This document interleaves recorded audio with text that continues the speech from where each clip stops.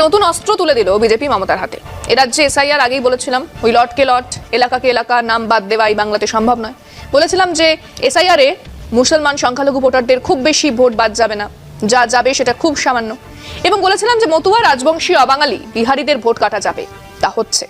আর এর সবটুকু লাভ জমা হবে তৃণমূলের ঘরে। এখন খানিকটা মাথায় ঢুকেছে বিজেপির। তারা উঠে পড়ে লেগেছেন মতুয়া ভোটার তালিকা নিয়ে, কিন্তু সম্ভবত যে ক্ষতি হয়ে গেছে তা সামলানোর মতো সময় আর বিজেপির হাতে নেই। শুনুন মানুষজন কি বলছেন।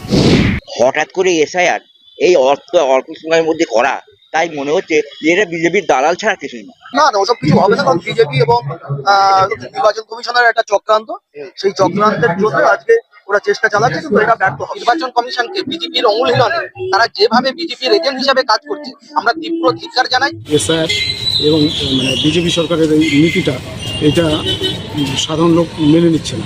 এসআইআরটা তো বিজেপি এবং নির্বাচন কমিশনের বিনীত চক্রান্ত, এটা সাধারণ মানুষের কাছে আজকে স্পষ্ট। কমিশন আর বিজেপিকে আমরা এক প্যাকেটে রেখেছি।